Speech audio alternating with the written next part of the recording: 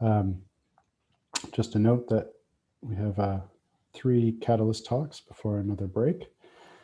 So thanks everyone for sticking around to listen in on the Catalyst talks. I really have enjoyed having Catalyst talks as part of this meeting, because not only are we receiving updates from working groups, but I see there's some interesting discussion and conversation stemming from new ideas and different research programs that individuals are carrying out. And so I just want to take this opportunity to talk about something that I've been working on for a little bit now, just this kind of a crazy idea that I've been in the process of fleshing out and trying to apply to larger data sets. And this is on trying to link ecological mechanisms to understanding invasive species impact. So impact is a kind of an interesting thing in invasion biology. It's commonly invoked when we discuss invasive species. We think about impact as being an integral part of those definitions of invasive species. But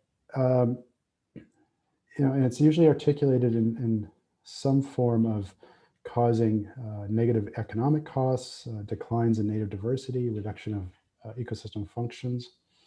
However, it's often poorly defined and not commonly linked to the ecological mechanisms that non-native species undergo in their interaction with native species. There's a diversity of conceptualizations and assumptions about impact, and this can be a bit of a hindrance when it comes to the science of understanding invasive species. And impact is the key component that we often think distinguishes an invasive species from just any non-indigenous or exotic or alien species. There was this really nice review recently by Robert Crystal Orneas and Julie Lockwood. And they show that evaluations of impact range from impacts on individual growth and reproduction of native species, to population level effects, to community level diversity, to ecosystem level processes.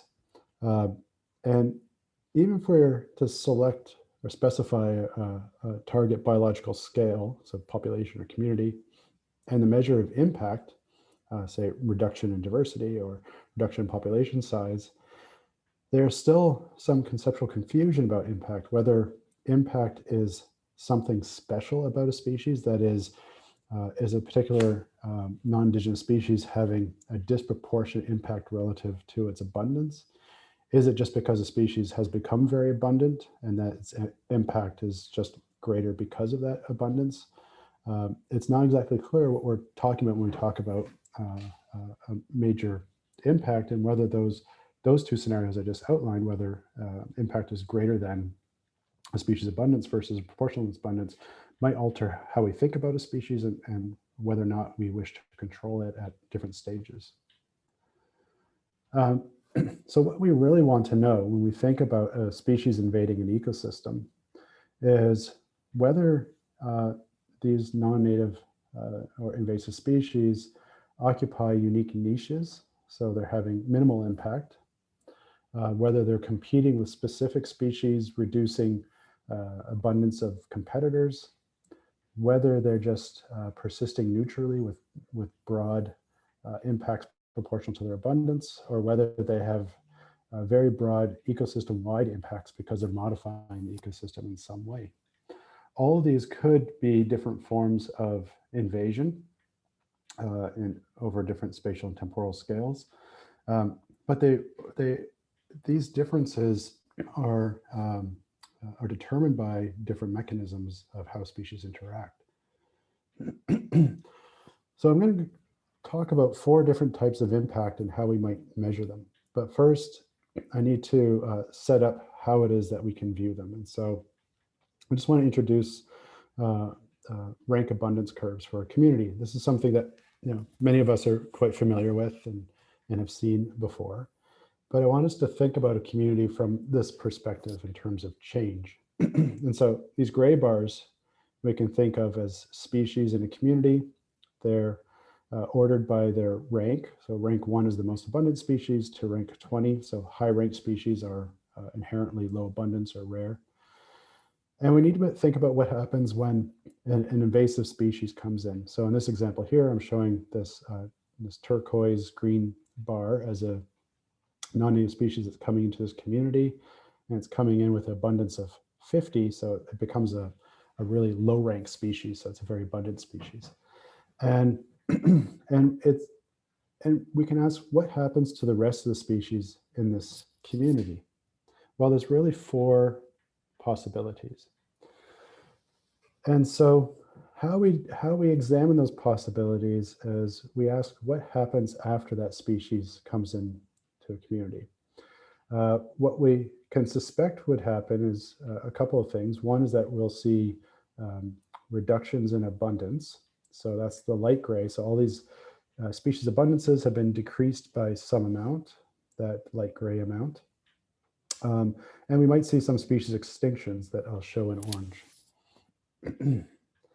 And so we might expect then that the decrease in abundance, those light gray components that we see here, can be predicted as a proportion of the abundance of the invader. So if we just divide up the abundance, so as invader comes in this community, it achieves this level of abundance. If we just divide that abundance by the number of species in the community, that's how much each species decreases, right? It's just their proportion. It's just some proportion of overall abundance that gets removed from each species. So we're just reducing the overall community abundance by the amount that the exotic species achieves. Some species will go extinct simply because their abundance is smaller than that amount that's being removed. If we know the rank abundance curve, then we can make an estimation for the number of species that would be extirpated or driven to extinction in this local community. And it's just those that have abundance below that proportional abundance, that light gray component. So any species that have a lower abundance than that fixed removal are likely to go extinct. So we can predict, based on the abundance of the exotic species, how many species should go extinct, how many residents should go extinct. We can also then predict what the average rank will be of those species that go extinct. And so if the lowest abundant species are going extinct, right, it's going to be the highest ranked species that go extinct first. And so we could come up with an average rank, which is all just the highest ranked species divided by the expected number of extirpations. And so what I'm doing to distinguish these 4 types of impacts are just looking at the observed number of extirpations, right, and how these relate to the expected number of extirpations. And remember, those expected number of extirpations are based on the abundance of the invasive species, as well as the observed average rank of extirpations relative to the expected rank of the extirpations. So in that case, then, if a species occupies, an invasive or exotic species comes into a community and occupies unique niche space, so it's not competing heavily with other species, we don't see a lot of decline in other species, even though the exotic species has reached a relatively high abundance, meaning it's probably accessing some unused resources. We should expect, in that case, then, the observed number of extirpations is less than the expected. And if there are extirpations, that the average rank will be greater than or equal to the expected rank, which means we might see the very rare species disappear, but there's really minimal impact on the whole community. So in this case, we'd say the impact is less than what is predicted by the non-indigenous species abundance. And the second scenario is really what I built the logic of this around, is a neutral process. So the neutral process basically says that that species will decline in some proportion to the abundance of the exotic species. In this case, then, the observed extirpations should be equal to the expected, and the observed average rank of extirpation should be equal to the expected. So we should see just these very rare species that have their abundances below some threshold going extinct, You can introduce, when you do modeling of this, you can introduce stochasticity into this a little bit, but still the net result is the same. The third type of impact, or the third mechanism, would be when there's niche overlap with a few competitors, one or a few competitors. I'm showing one here. So our exotic species comes in, and most of its impact is targeted on a single resident species. So this orange species in orange goes extinct, but there's minimal impact on the rest of the species in this community. So then we should expect that the observed number of extirpations is less than the expected, and the observed rank of extirpation is also less than the expected, because in this case here, it's the species that was formerly ranked number 4 that goes extinct. It's not the number 20 or 19 ranked species. So the rank of extirpation is less than the expected. In the final case that we might think of as an extreme level of impact is when species broadly in the community, residents broadly in the community, are impacted, and impacted greater than the abundance of the exotic species. And so in this case, you can see that species that go extinct are scattered throughout the rank abundance curve. We see some species showing relatively low impact, so low declines in their abundance, some species having substantial declines in their abundance. In this case, we would expect the pattern to be that there's more observed extirpations than we predicted from the neutral model, and that the average rank is less than the rank expected from the neutral model. So how you test this then is you can use a standardized effect size where you look at the observed number of extirpations and the observed average rank of the species relative to null expectations. And the null expectations in this case is just a randomization procedure that assigns units of exotic abundance to declines in species across the community. And so that neutral scenario I told you about would be the average effect, but by randomly assigning them, you get some stochasticity. And what you end up with is these are just plots of the standardized effect size for a number of extinctions. So the first SES here. And what we see is that in scenario 1, which is the occupying unique niche, we should observe a negative SES, so less extinctions than expected, and really no difference in their rank. For the second scenario, which is neutral, we expect no difference in the number of extinctions and no difference in their rank, because that's what the expectation is built upon. In the third scenario, which was niche overlap and targeted impact on maybe similar species, we see likely no real change in the number of extinctions, but the average rank should be lower. And in the final scenario, where we see in scenario 4, we see that where there's that broad impact, we see a higher number of extinctions than expected, and we see a lower rank than expected. So what this tells us is that by combining the two effects, the number of extinctions and the rank of the extinctions, we can distinguish between 4 different scenarios of impact. So this is just showing you a hypothetical example, just based on a rank abundance curve that I created, and then showing you which species go extinct. So in scenario 1, we have just one little species go extinct here. Scenario 2, we have 3 rare species go extinct. Scenario 3, just 2 different species go extinct, and then the purple scenario far away broad.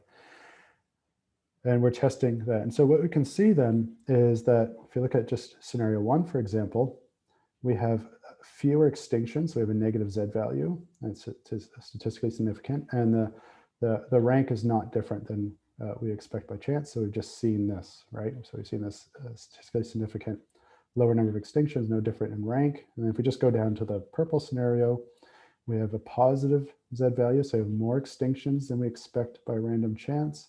And the rank here, the Z value is negative. So the average rank, which is about 9, and what's expected is about 8. The average rank is about 18. So basically the last few species go extinct.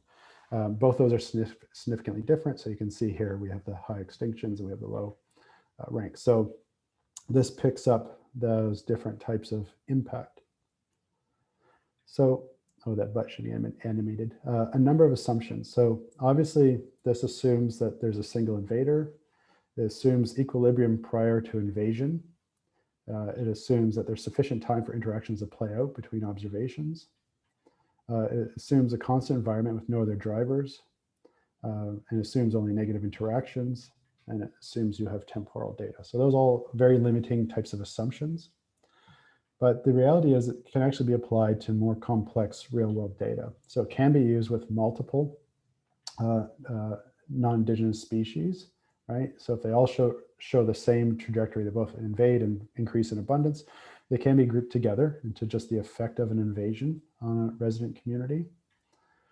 That it doesn't actually require equilibrium, it just requires relative stability. So that is that, so you know, if you're working in systems like I work in with long-lived perennial species and you have, say, 5 years between samples, you can, and then you have control plots of invasion, you can determine the relative stability of those plots. And if you have relatively stable communities and you see drastic change where there's invasion, it still works. You can start partway through an invasion. So you can start in a plot where there's already invader present, maybe a smaller abundance. All you really need is that it increases drastically in abundance. It doesn't have to be absent and arrive. You just want to see the effect of it increasing in abundance and how that alters the resident community. I'll mention this a little bit in a minute. It can also, even though I didn't show it in my scenarios because I haven't really considered the implications yet, but it can pick up positive interactions as well. So you can have other species appearing in concert with the increase in abundance of species, of the invasive species. And if you don't have temporal data, it can also be used spatially with some really important assumptions. But if you have an invasion gradient, for example, across what was before a continuous community, you could take average rank abundance curves for uninvaded communities and look at the impact of on those rank abundance curves across an increasing gradient of invasion. So I'm just going to show you really quickly a real world example. So this is just using Rouge National Park data that you heard about yesterday, where we have a number of sites. These are looking at meadow sites across a gradient of invasion. So we have sites that look like this, which are almost monocultures of this invasive plant, Vincitoscum rossicum. And we have sites that look like this, which are you know, quite a bit more diverse with very little dog Australian vine or Vincitoscum rossicum. We established sites, numerous plots and sites across an invasion gradient. So one of the things I said you need to have is you need to have change in cover of an exotic species. And so what I'm focusing in on, you can see in this colored square here, is those plots where we see an increase in the cover of our exotic species, and we're seeing a decline in species, just to illustrate the use of this. It could be used in other cases too, where we see positive increases in species. There's a lot of subtlety on this, but this is just to highlight how it can be used. So in that data, one of the things that I found was that in all those cases where we see an increase in dog straying vine, and we see a decrease in species richness, they seem to fit fairly evenly into 3 scenarios. There was no evidence of scenario 2, which is the neutral expectation. It was either that it appeared as though there was very little impact, less than neutral, or there was targeted impact on relatively few species or broad scale impact. And what kind of impact that this invasive plant had was non-random with respect to the starting richness. So for example, as you might expect, scenario 4, which is the large scale massive impact, was more likely to be observed in plots that start out with greater species richness. So there's just more species to impact. Whereas scenario 1, which is the invader occupying unique niche, had the highest probability of being observed in plots that had low richness. So there's already open niche for it, in essence, to come in, or those are plots that were already impacted by DSV prior to the observation. And we also see why I think that it's the impact already happened prior to invasion is that scenario 1 seems more likely when the invader already had a higher abundance. So it's probably, that's just picking up cases where there's already been some sort of massive impact on the species diversity in those plots. And again, we see, interestingly, we see the highest probability of the scenario 4, the massive impact when there's relatively low DSV cover, which says to me that that this invasive species has most of its impact while it's still relatively low abundance. That's when it removes most of the species because it also produces allelopathic chemicals. So just to wrap this up, so the next steps in me using this, so this framework paper has been requested for revision. So the next steps are to apply this to a variety of long-term data sets and to make the framework more general to account for positive interactions as well as negative ones. But where I'm really focusing my attention now is to alter the framework to assess the impact of any stressor. So for example, chemical pollutant or some other type of disturbance or stressor that gets introduced into a community to try to quantify the magnitude or how targeted those stressors' effects are on altering community composition. And with that, I'm just like to always acknowledge my lab for all their help and feedback. And these look like great pictures of us all getting together and doing field work. The sad reality is that this is what our lab interactions have looked like over the past year. So with that, I am more than happy to take questions.